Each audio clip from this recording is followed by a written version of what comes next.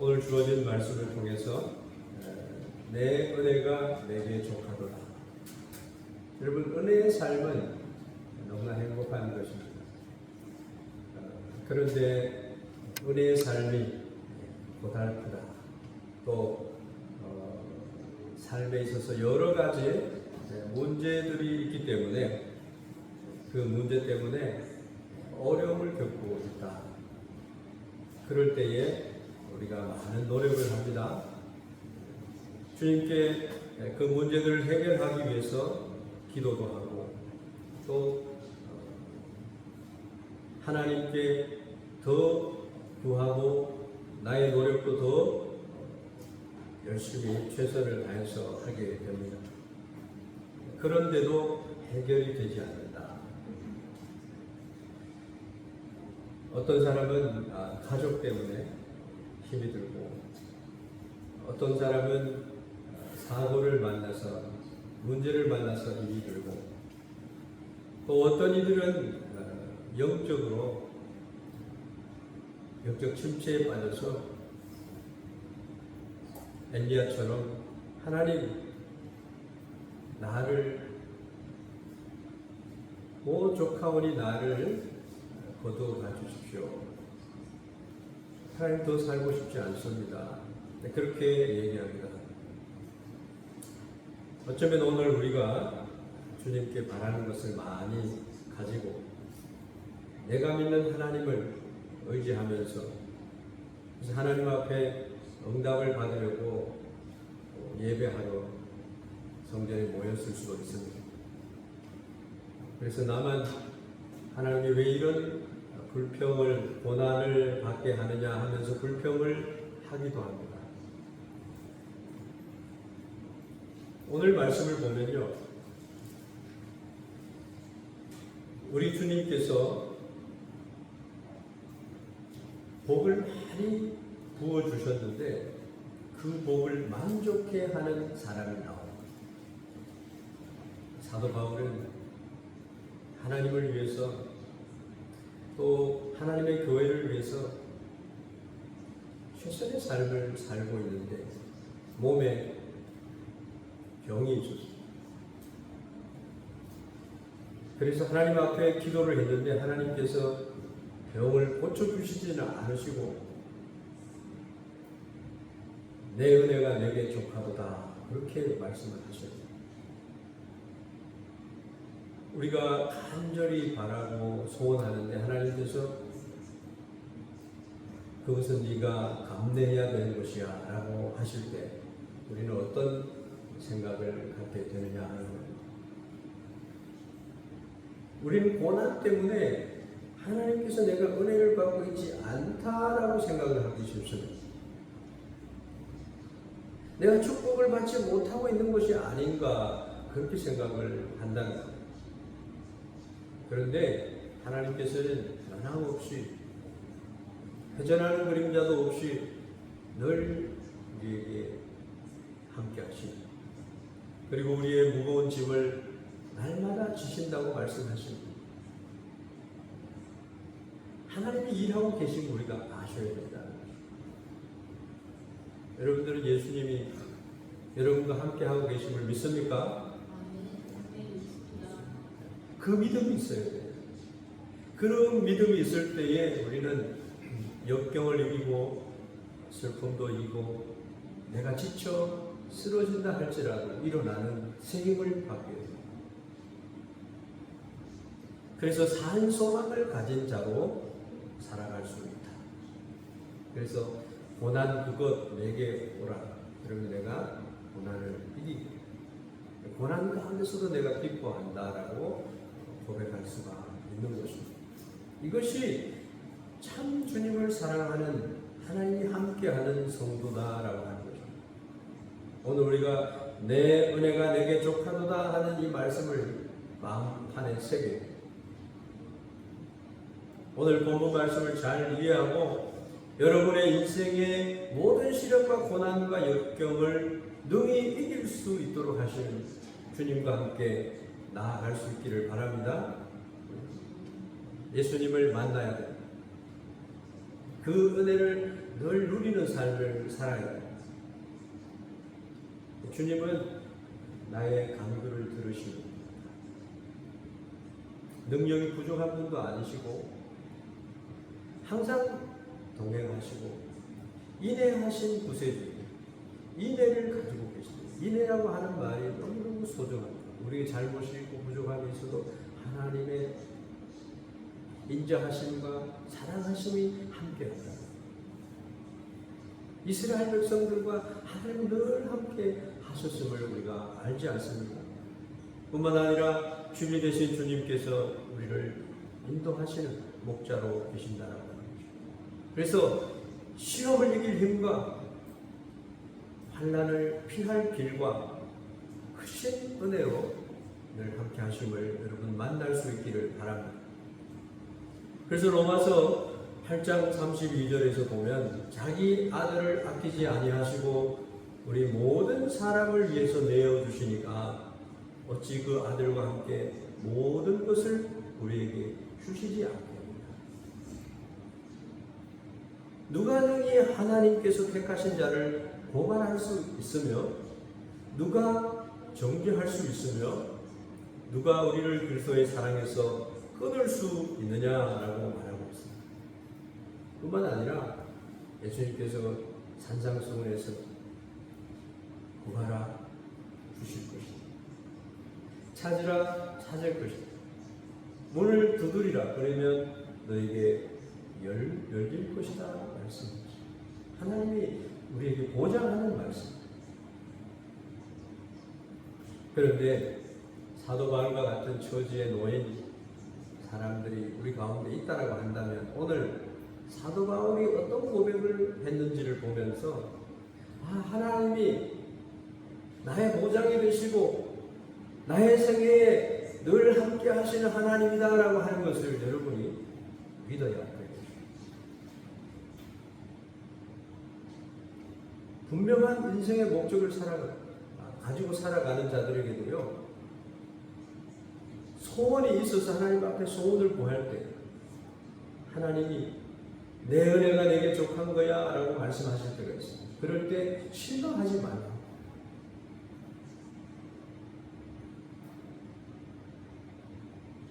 왜 하나님께서 하나님을 위해서 일하는 선교하는 일에 자마가 되는 고통을 주는 그것을 왜 하나님께서 면제해 주지 않고 그 고통을 풀어주지 않으셨나? 3번씩이나 하나님께 간구를 했어요. 그런데 바울이 바라는 대로 해결해 주시지 않고 바울에게 하시는 말씀이 나의 은혜가 내게 족하다. 그게 오늘 기록된 말씀입니다. 여러분, 기도가 응답이 내가 바라는 대로 이루어지지 않을 때 우리는 이해하기 어렵습니다. 내가 생각하는 응답은 이것이 되어야 되는데 기도의 응답이 내가 생각하는 것과 같이 않기 때문에 왜 하나님께서 바울에게 그렇게 응답하셨을까요? 그 이유를 알면 충분히 하나님을 더 가까이 모실 수가 있게 됩니다. 우리에게도 왜 내가 기도를 이렇게 오래 하는데 응답이 되지 않아요? 어쩌면 응답이 되었을 수 있어요. 그럴 때 우리는 어떻게 이해를 해야 하는가? 하나님이 나의 고통과 아픔에서 나를 건져주셔야 되는데 내 은혜가 내게 족하도다. 참 어려운 말입니다. 왜 그렇게 하셨고 그렇게 응답하셔야만 했는가요? 그럼 우리는 이 세상, 광야 같은 이 세상을 살아갈 때에 하나님과 함께 살아가요. 하나님이 인생의 고통스러운 현실의 모든 문제를 함께 하시고 해결해 주실 줄 믿습니다. 그런데 하나님께서 개입을 하고 계시면서 늘 우리에게 좋은 것을 주십니다.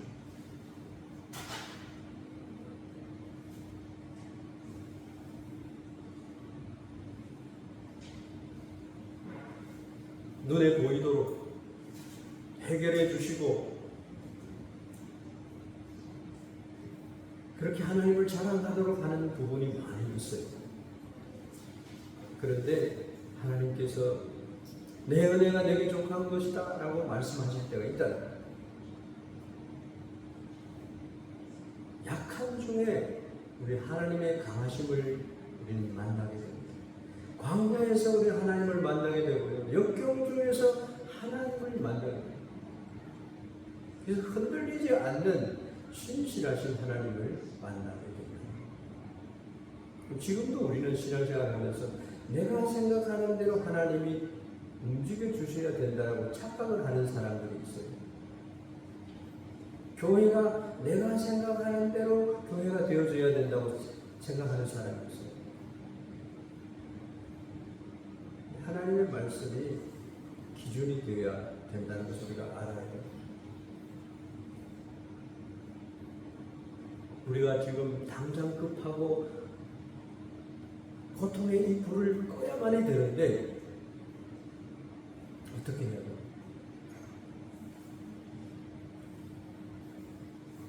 하나님은 정확하시고 만유리 여김을 당하지 않으시고 우리를 특별히 사랑하셔서 하나님이 가장 아름답게 내 인생을 다듬어가고 인도해가고 축복해 가신다는 것을 믿어야 됩니다. 하나님이 계신 것과 그가 우리에게 상 주시심을 믿어야 할지니라 말하고 있습니다.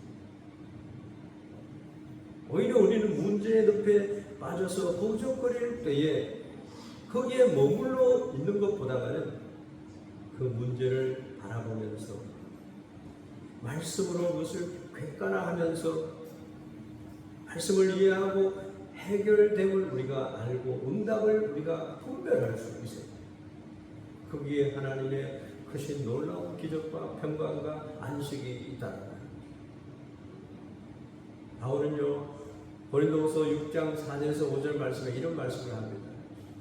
주님의 복음과 교회를 위해서 내가 당한 환난과 고통과 궁핍함과 고난과 매맞음과 투옥과 굶주림을 호소하고 있습니다.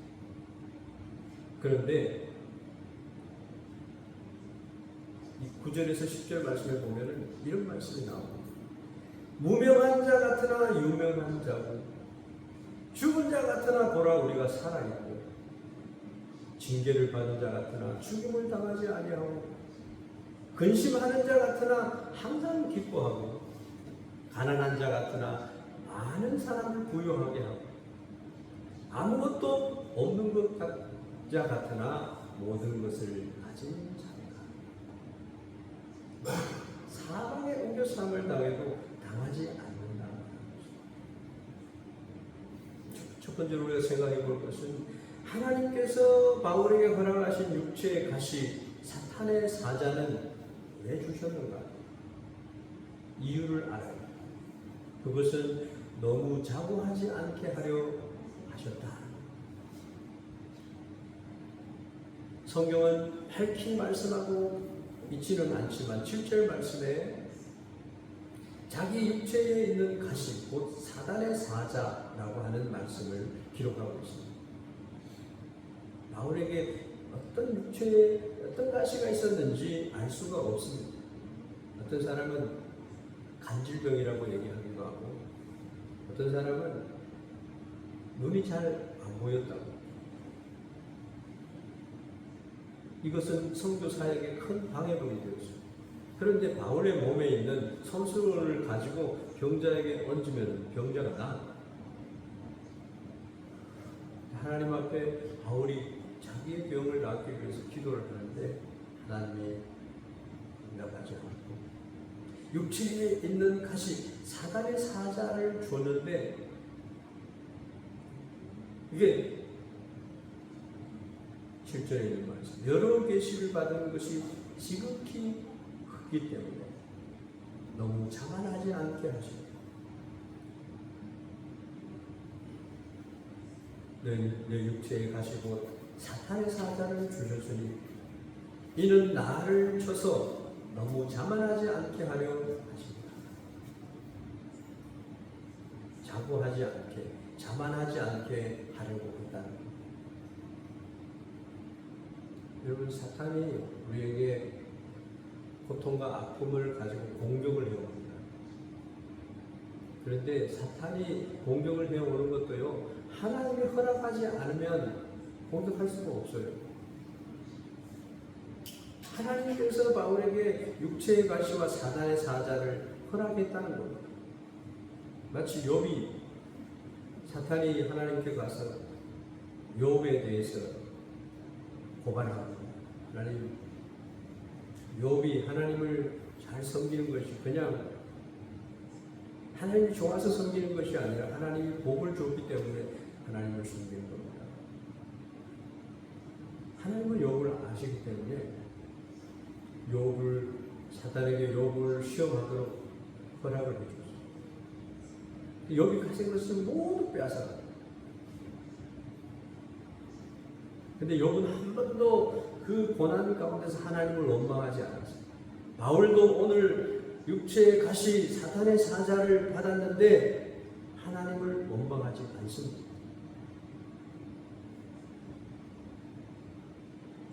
바울은 겸손한 사람이었습니다. 삼천층까지 올라가 셋째 하늘에 올라가서 하나님 나라를 보고 왔습니다.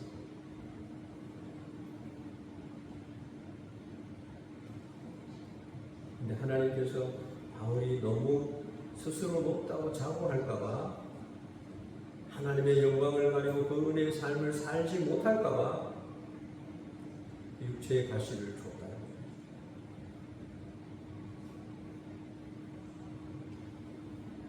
예수 그리스도의 사도이며 종이었던 바울은 하나님의 사랑을 너무너무 받은 것입니다. 하나님이 나를 이렇게 사전에 그런 시험에 들지 않도록 나를 이렇게 축복하고 있음을 그런 인정했다는 것입니다. 교만의 폭풍 위에 우리가 밀려가버리면 내 인생이 전부 파산이다. 우리가 인생을 살아갈 때 함정이 너무너무 많은 거예요. 믿음의 사람들이 그냥 넘어지고 자빠지고 쓰러지는 자들이 많습니다. 하나님은 우리에게 이렇게 세밀하게 우리를 아시고 축복해 오신다는 거죠. 그래서 내 은혜가 내게 족하도다 이런 말씀입니다. 은혜라고 하는 것은 뭡니까?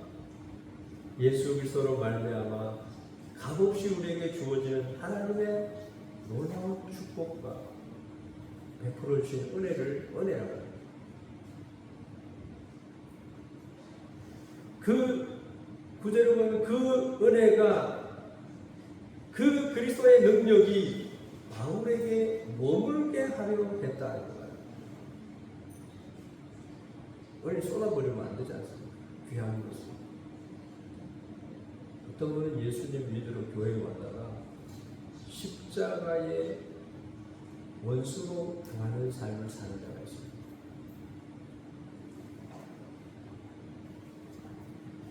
예수님의 제자 중에도 다른 유다가 있어요.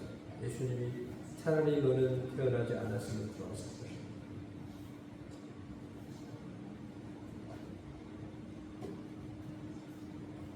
여러분, 하나님은요, 우리를 세밀하게 간섭하시고 사랑하신다.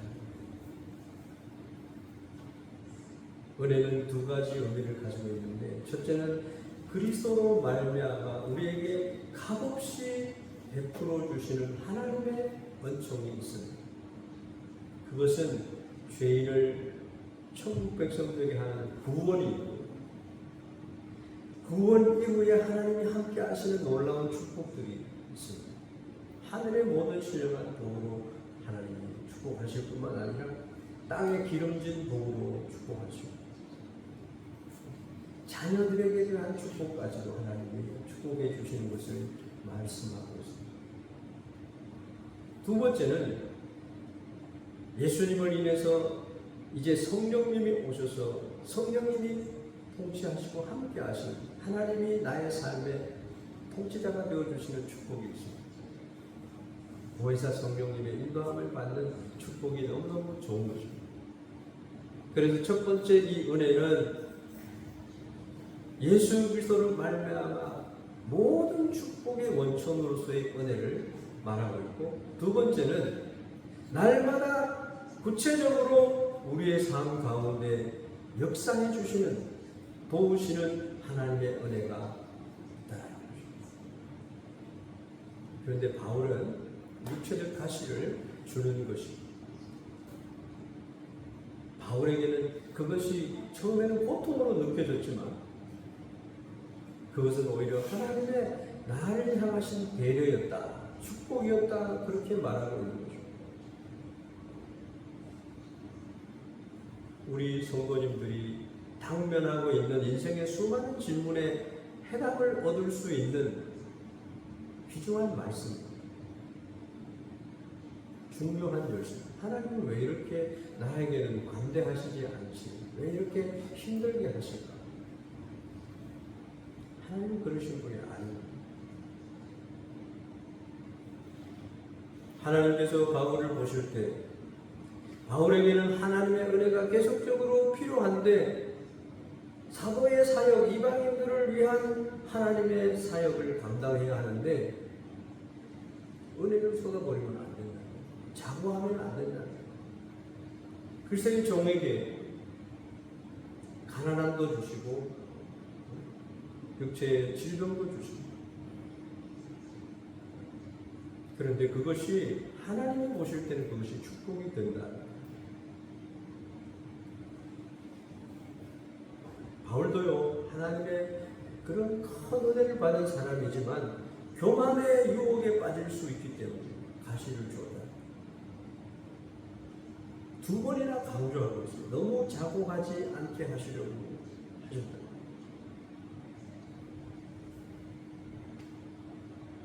바울보다 겸손한 사람도 없어요. 자기를 알기 때문에 지극히 작은 자보다 더 작은 자다. 죄인 중에 내가 괴수다. 그럼에도 불구하고 여건만 주어지면 그만해 줬습니다. 큰 계시를 받은 것이 오히려 교만하게 할 가능성이 많았다. 교만은 하나님의 은혜를 가로막는 것. 우리도 항상 교만에 빠질 수 있어요. 항상 자기가 무엇이 된 것처럼 오만할 수가 있습니다. 하나님의 은혜를 자랑해야 돼요. 그 은혜를 하나님의 은혜로 내가 된 것을 망각하고 자기 스스로 섰는 줄 알고 착각할 때가 있어요. 우리가 은혜의 찬송을 부르잖아요. 은혜였소라고 하는 찬송을 부르지 않습니까? 학벌이 좋아도 조금 부유하게 살아도 자식이 잘 되어도 목사들 교회가 부흥하면 은혜가 많이 임하는 교회가 되면 자기라고 하는 우상을 세워가지고 묵직하게 돼요. 하나님께서 그렇게 하신 것을 우리는 나타내야 돼요.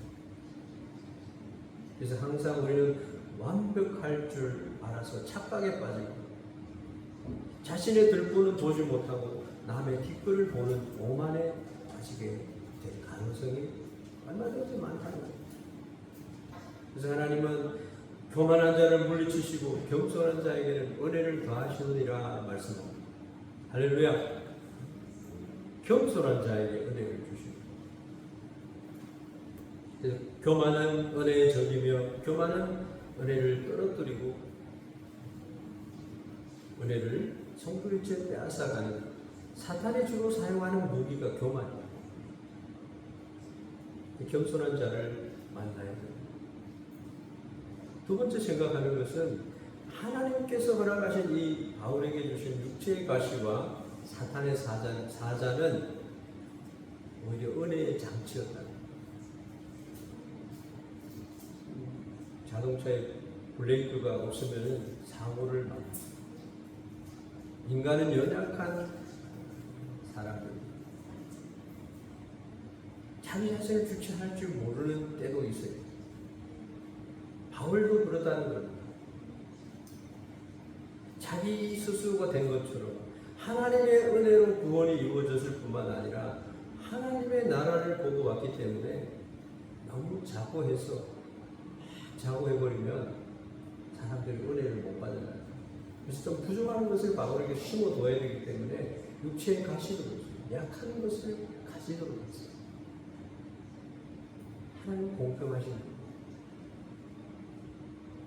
하나님 앞에 크게 아름답게 쓰임받기를 원하는 겸손이죠. 나는 청지기가 되고 나는 주님의 제자가 되고 주님이 나의 인생의 중심에 오시도록 모셔드립니다. 주님이 바울을 남달리 사랑하셔서 신비로운 은혜까지 체험할 수 있게 하셨지만은 교만을 과속하게 되면 영적 법규에 위반이 되기 때문에 바울의 인생길에 적 신호대를 만들어줬다. 사랑하는 주님의 종 바울이 하나님의 은혜 가운데 파생될 영적 사고를 미연에 방지할 수 있는 은혜의 제도입니다. 저도 그래요. 하나님 왜 이러십니까? 그렇게 기도할 때가 내가 45세가 됐어요. 눈물을 많이 쏟았어요. 하나님 왜 이러십니까? 하나님 내 생각은 이런데 왜 하나님 이렇게 하시지요? 이 기간이요. 2-3년이에요. 바울이 2차 전도 여행을 갔을 때 바울은 이런 계획을 가지고 2차 전도 여행을 갔는데 성령 하나님은 바울을 드로아로 인도를 해서 거기에서 하나님이 꿈을 꾸게 환상을 보게 마케도니아 사람 한 사람이 있어서 건너와서 우리를 도우라 그렇게 하는 거예요. 이것저것을 다 생각해서 보니까 하나님께서 인도하셨구나 확신함으로 그들이 곧바로 드로아에서 마케도니아 배를 타고 건너갑니다. 그 빌립보 첫 성에 가서 자주장사 누비아를 만나게 됩니다. 우리 하나님 앞에 자고하고 자만할 필요가 없습니다. 예수님을 믿어서 이렇게 복을 받았으니까 그 은혜를 잊어버리고 내가 자고해버리고 하나님 기도 응답 안 하시는 저도 같은 것입니다.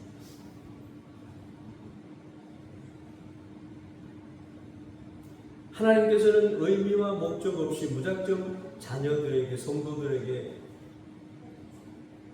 고통을 허락하지 않습니다.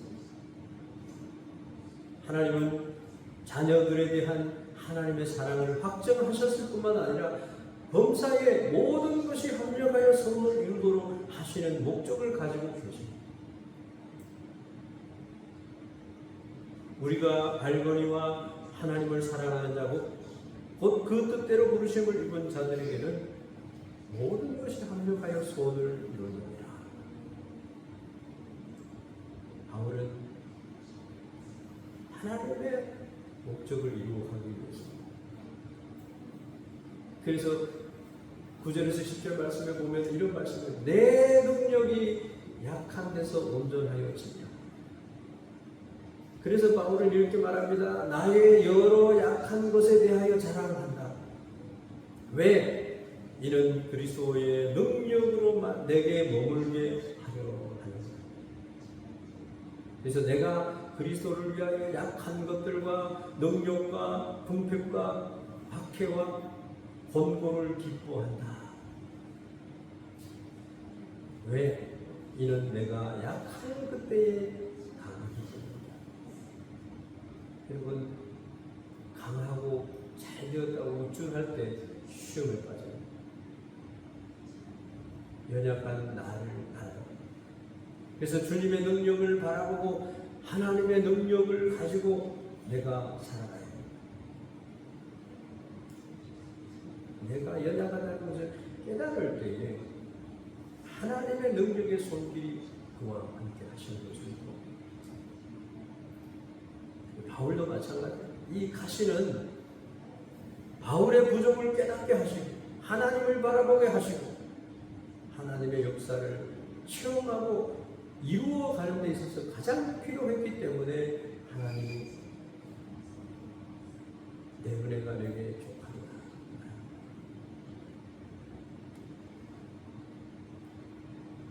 항상 우리의 믿음의 고백은 의식적으로든지 항상 내가 주님을 바라보고 스타일 모범대로 하는 거예요. 사모해야 되는 거예요. 사탄은 계속해서 인간에게 하나님 없이도 살 수 있고 인간이 하나님의 위치에서 복을 누릴 수 있다고 유혹을 합니다. 그게 에덴 동산에서의 말이에요.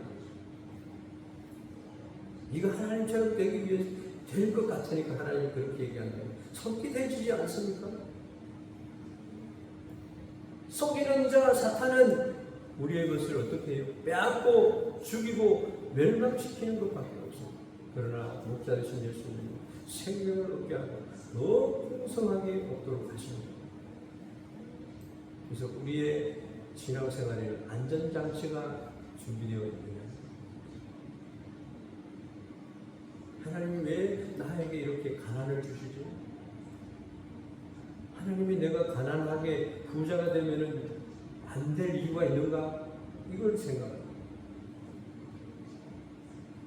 하나님이 내 병을 고쳐주면 내가 이 건강을 가지고 하나님을 위해서 어떻게 하지? 이런 하나님을 향한 구체적인 마음의 생각들이 있어야 된다. 아시겠습니까? 마지막으로 하나님께서 왜 바울에게 가시를 주고 사탄의 사자를 줬느냐? 이렇게 해석해 볼 수 있습니다.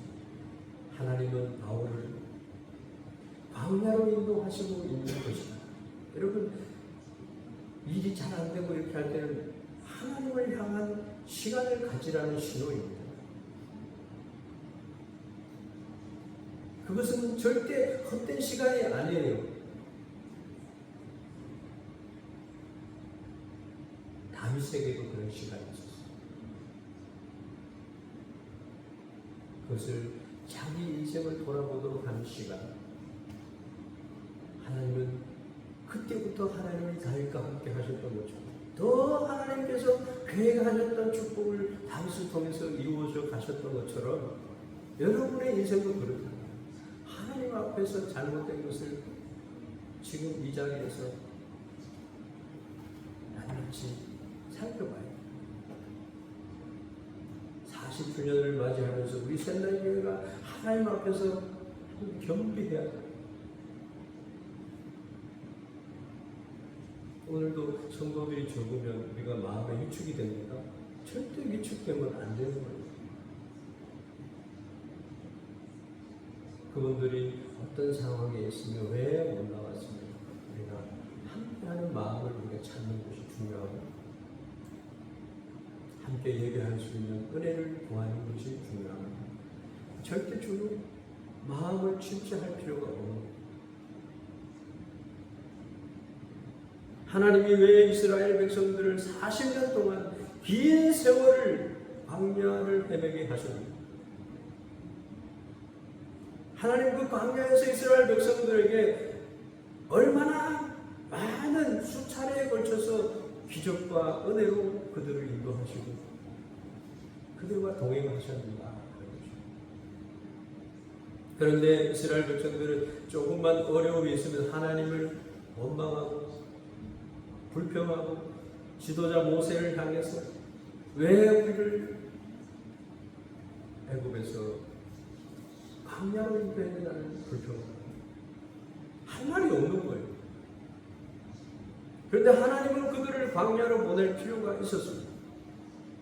그들을 굶길 필요가 있었고 그들을 낮출 필요가 있었고 거기에서 하나님이 함께 하심을 보여주셨고 하나님 떡으로 사는 것, 떡으로만 사는 게 아닌 것을 보여주셨습니다. 40년 동안 그들이 광야에서 지낸 것을 모세는 신명기에서 그들의 경험한 사실들을 이렇게 이야기를 합니다.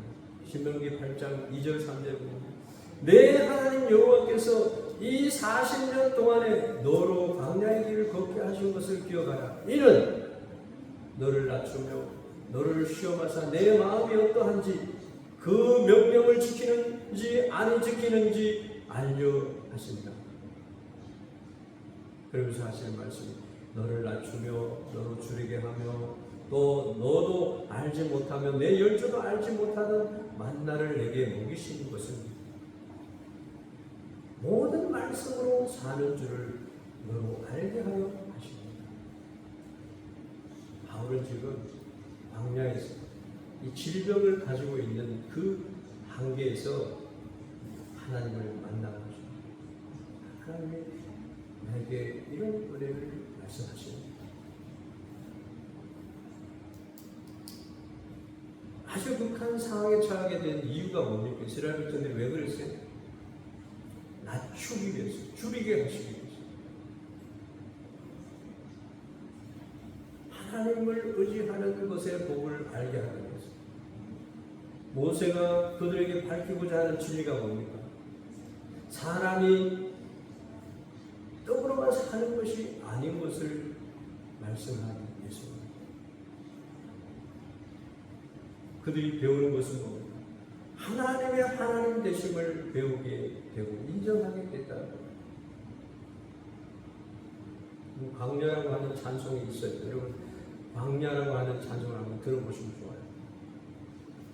왜 나를 깊은 어둠 속에 홀로 두시는지, 어두운 밤은 왜 그리 길었는지, 나를 고독하게 나를 낮아지게 세상 어디도 기댈 곳이 없게 하셨네. 광야에 나는 소리다. 주님만 내 도움이 되시고 주님만 내 빛이 되시는, 주님만 내 친구 되시는 광야. 주님 손 놓고는 단 하루도 살 수 없는 것. 그 광야에 나는 소리. 주께서 나를 사용하시려고, 나를 더 정결하게 하시려고 나를 택하여서 보내신 그곳이 광야라는 것입니다. 바울은 지금 하나님이 쓰시기 위해서 사탄의 사자를 보내줬어요. 기도하게 하시기 위해서, 하나님의 은혜를 더 잘 증거하기 위한 열정을 주시기 위해서 하나님이 바울을 그렇게 하셨다. 내 자아가 산산이 깨지고 높아지려 했던 내 꿈도 주님 앞에 내려 오직 주님의 뜻만 이루시기를, 나를 통해 주님만 드러나기를 광야를 지나면서 그렇게 하신다는 것을 노래하고 있습니다. 여러분의 인생에 광야를 만난 적이 있습니까? 바울처럼 쉽사리 해결되지 않는 인생의 문제가 있습니다. 일본에 유학을 와서 뭔가 인생에 있어서 광야의 시간을 내가 이렇게 보내고 있다라고 하는 생각을 할 때가 있습니다. 광야는 인간 스스로의 의지로 버틸 수 있는 그런 곳이 아닙니다. 돈이 조금 있으면 내가 버텨나갈 것 같죠. 어떤 나를 지지해 주는 것이 있으면은 내가 이겨나갈 수 있는 거지. 근데 광야에 가면요, 다 소각장이 되는 거예요. 다 필요 없는 거예요.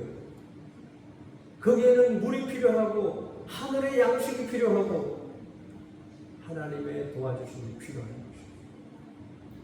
우리가 사는 인생, 이 광야의 이 삶은요, 그런 것입니다.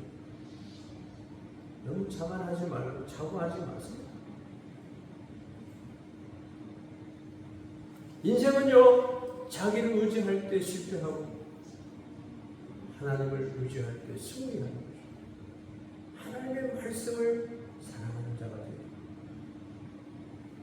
그래서 광야에 있다라고 하는 것은 낙심하게 하기 위함이 아닌 하나님을 만나는 기회를 주십니다. 하나님의 응답의 말씀을 청종하고 멸망길을 가지 말고 가나안으로 가는 그런 여정을 만나야 됩니다. 그래서 고난을 이기고 그리스도께서 나에게 향하신 그 마음이 어떠한 것을 알고 하나님의 꿈을 이루어 오늘도 기뻐할 수 있는, 근본적으로 기뻐할 수 있는 것을 가지라는 거예요. 바울은 그러한 것을 가졌습니다. 이제 말씀을 맺겠습니다.